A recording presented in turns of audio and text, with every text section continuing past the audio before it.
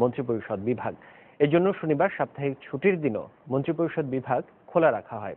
গত 29 সেপ্টেম্বর যুক্তরাষ্ট্রের নিউ ইয়র্কে একটি অনুষ্ঠানে পবিত্র হজ তাবলিগ জামাত প্রধানমন্ত্রীর ছেলে সজীব ওয়াজেদ জয়কে নিয়ে কটূক্তি করায় ডাক, টেলিযোগাযোগ ও তথ্য প্রযুক্তি মন্ত্রী আব্দুল লতিফ সিদ্দিকীকে বহিষ্কারের সিদ্ধান্ত নেওয়া হয়। এই সম্পর্কে মাননীয় প্রধানমন্ত্রী বলে দিয়েছেন, জানিয়েছেন। এখানে নতুন করে তো কিছু আমার বলার নাই। মহামান্য রাষ্ট্রপতি দেশের বাইরে ছিলেন, কালকে রাতে ফিরেছেন।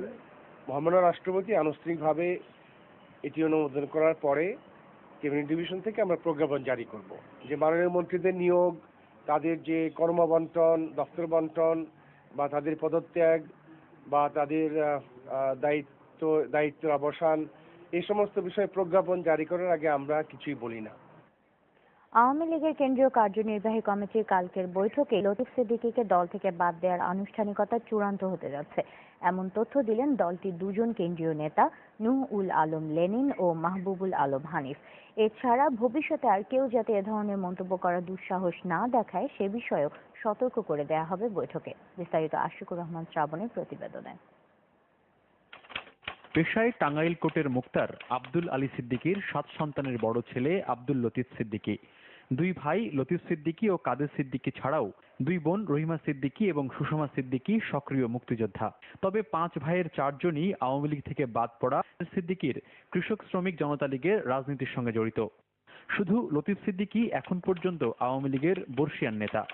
তবে 70-এর নির্বাচিত জনপ্রতিনিধি আব্দুল লতিফ সিদ্দিকীর অর্ধশত বছরের রাজনৈতিক ক্যারিয়ার শুরু থেকেই প্রশ্নবিদ্ধ, যার মধ্যে রয়েছে মোশতাক ও এরশাদ সরকারের সঙ্গে আঁতাত সহ দলীয় প্রধান শেখ হাসিনা বিরোধী অবস্থান নেয়ার অভিযোগ। সব অভিযোগ অনুযোগের শেষ প্রান্তে মুসলমানদের ধর্মীয় অনুভূতিতে আঘাত দেওয়ার অভিযোগে রোববারই সমাপ্তি ঘটতে পারে আওয়ামী লীগের সঙ্গে লতিফ সিদ্দিকীর পথ চলা, মিলল এমন তথ্য। আমাদের গঠনতন্ত্র, আমাদের মূল্যবোধ, তার পরিপন্থী, সর্বোপরি তার এই সকল বক্তব্য জনগণের ধর্মানুভূতিতে আঘাত এনেছে, যার দায় বাংলাদেশ আওয়ামী লীগ কোনোভাবেই গ্রহণ করতে পারে না। আওয়ামী লীগের যে কোনো গুরুত্বপূর্ণ বিষয়ে দলীয় ফোরামে আলোচনার মাধ্যমে সিদ্ধান্ত হয়। মাননীয় সভাপতি এই কারণেই হয়তো আগামীকালকে কার্যনির্বাহী সংসদের বৈঠক ডেকেছেন। এই বৈঠকের মধ্যে হয়তো একটা সিদ্ধান্ত আসবে। পার্টির সিদ্ধান্ত, পার্টির গঠনতন্ত্র, পার্টির নীতিমালার বিরুদ্ধে কোনো কর্মকাণ্ড করে তার বিরুদ্ধে যে কোনো ব্যবস্থা গ্রহণ করতে পারবে। বৈঠকের 1 নম্বর এজেন্ডা লতিফ সিদ্দিকীর বিষয়টি বিরোধী শিবিরের হাতে নতুন অস্ত্র তুলে দিয়েছে কিনা এমন প্রশ্নের জবাবও জানতে চাওয়া হয় এই দুজনের কাছে। এটা আমি দ্বিধাহীন চিত্তেই বলতে পারি যে সেইটা তিনি এই জায়গার ধর্ম ব্যবসায়ী মৌলবাদীদের হাতেও একটা অস্ত্র তুলে দিয়েছেন। তারা তো অবশ্যই লতিফ সিদ্দিকী সাহেবের এই বক্তব্যকে লুফে নেবে, তারা লুফে নেওয়ার চেষ্টাও করেছে। আওয়ামী লীগের বিরুদ্ধে ধর্মের নিয়ে রাজনীতি করার দিন শেষ হয়ে গেছে। তবে দলীয় সভাপতির সাম্প্রতিক বক্তব্যের বরাত দিয়ে তারা নিশ্চিত করেন, মন্ত্রিসভার পর লতিফ সিদ্দিকীর দল থেকে বাদ পড়ার বিষয়টির মধ্য দিয়ে আওয়ামী লীগ একটি দৃষ্টান্ত স্থাপন করতে চায়, যা একই সঙ্গে অন্যদের জন্য সতর্কবাণী। এমন কিছু ব্যবস্থা নেওয়া হবে যেটা একটা নজির স্থাপন করবে, যাতে এই ঘটনার আর কারো পুনরাবৃত্তি করার কোনো দুঃসাহস না ঘটে। আশিকুর রহমান শ্রাবণ, SATV, ঢাকা। এদিকে হজ ও তাবলিগ জামাত নিয়ে লতিফ সিদ্দিকীর আপত্তিকর মন্তব্যের জন্য সৃষ্টিকর্তা এবং দেশবাসীর কাছে ক্ষমা চেয়েছেন তারই ছোট ভাই কৃষক শ্রমিক জনতা লীগ সভাপতি বঙ্গবীর কাদের সিদ্দিকী। লতিফ সিদ্দিকীর মন্তব্যের বিষয়ে নিজের এবং নিজ দলের অবস্থান জানাতে দুপুরে জাতীয় প্রেস ক্লাবে তিনি সংবাদ সম্মেলন করেন। এতে বড় ভাইয়ের পক্ষ থেকে ক্ষমা চেয়ে তাকে সঠিক পথে ফিরে আসার আহ্বানও জানান কাদের সিদ্দিকী। তিনি আরো বলেন, তার ভাই আপত্তিকর মন্তব্য দিয়ে দেশের মানুষের মনে আঘাত দিয়েছেন। প্রচলিত আইনে লতিফ সিদ্দিকীর বিচার হবে বলেও আশা করেন বঙ্গবীর কাদের সিদ্দিকী। আমার বড় ভাই হিসেবে যদি তিনি ক্ষমা প্রার্থনা না করেন, তিনি যদি অটল থাকেন, তার আইনানুগ বিচার হবে, যা হবার তাই হবে। দেশের মানুষের অনুভূতিতে যে আঘাত লেগেছে সেজন্য আমি ক্ষমা প্রার্থনা করছি। হে আল্লাহ দয়াময়, আপনি দয়া করে আমার বড় ভাইকে ক্ষমা চাইবার শক্তি তাকে ক্ষমা করেন। মন্ত্রিসভার সদস্য হিসেবে ধর্ম নিয়ে লতিফ সিদ্দিকীর বিতর্কিত মন্তব্যের দায় সরকারকেই নিতে হবে, এমন মন্তব্য বিএনপি স্থায়ী কমিটির সদস্য ব্যারিস্টার রফিকুল ইসলাম মিয়ার। অন্যদিকে দলের যুগ্ম মহাসচিব রুহুল কবির রিজভী আহমেদ বলেছেন, একটি সুষ্ঠু নির্বাচনের মাধ্যমে দেশে শান্তি ফিরিয়ে আনা সম্ভব। রাজধানীতে আলাদা অনুষ্ঠানে এসব বলেন তারা। মাহমুদুল হকের প্রতিবেদনে দেখুন বিস্তারিত। ধর্ম নিয়ে মন্তব্য করায় মন্ত্রী লতিফ সিদ্দিকীর বিচার দাবিতে জাতীয় প্রেস ক্লাবের সামনে মানববন্ধন করে স্বাধীনতা ফোরাম। এতে যোগ দিয়ে বিএনপি নেতা রফিকুল ইসলাম মিয়া ইন্টারপোলের সহায়তায় লতিফ সিদ্দিকীকে দেশে ফিরিয়ে এনে শাস্তি নিশ্চিতের দাবি করেন।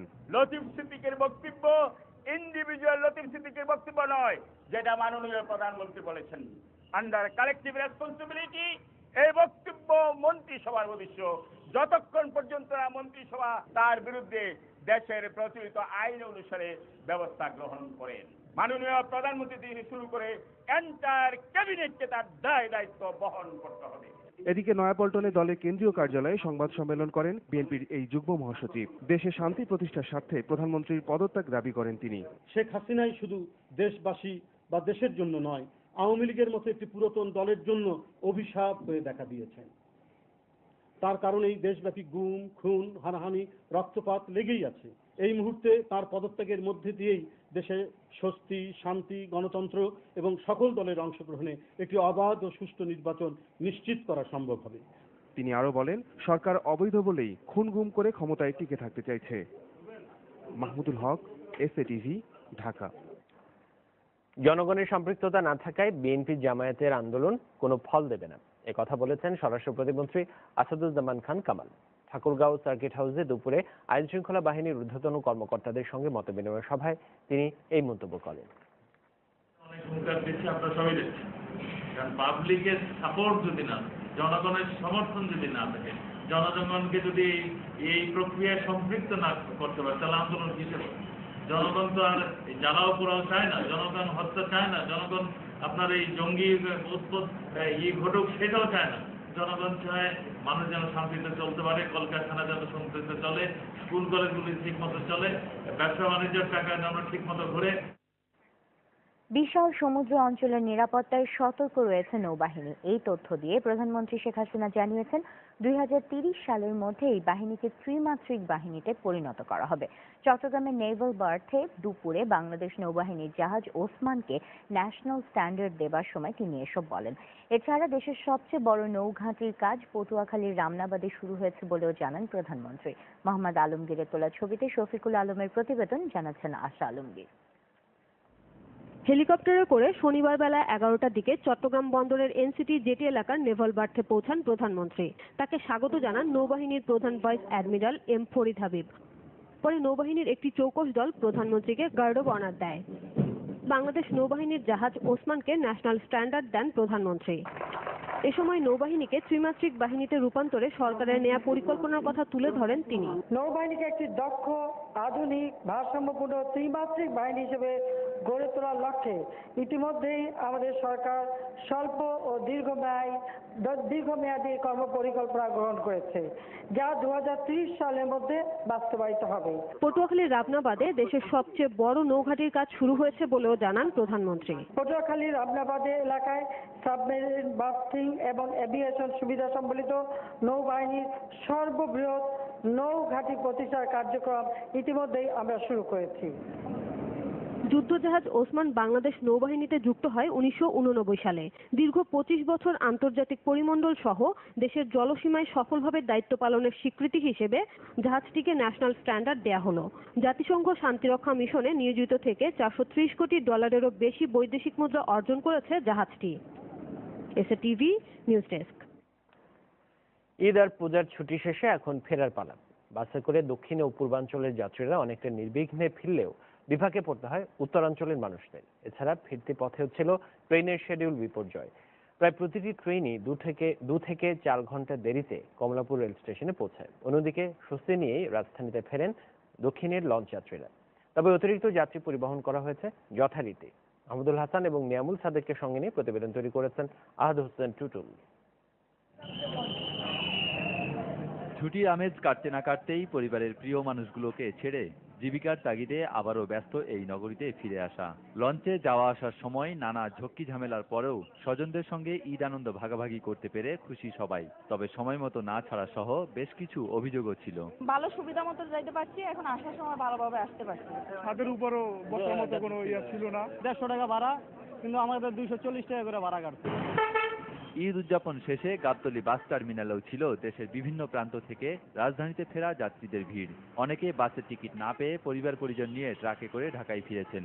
তবে ভাড়া বেশি নেওয়া সহ নানা অনিয়মের অভিযোগ ছিল বাস যাত্রীদের। 480 টাকা ভাড়া 620 টাকা করে নিচ্ছে তারা। পুরনো কিছু বাস নামানো হয়েছে, সিটে বসলাম, সিটটা নিয়ে ভেঙে পড়ে গেলাম। এদিকে রাজধানীর কমলাপুর রেল স্টেশনেও ছিল শিডিউল বিপর্যয়ের ভোগান্তি। প্রায় প্রতিটি ট্রেনই দেরিতে স্টেশনে আসায় ঘন্টার পর ঘন্টা অপেক্ষা করতে হয় ঢাকার বাইরের যাত্রী।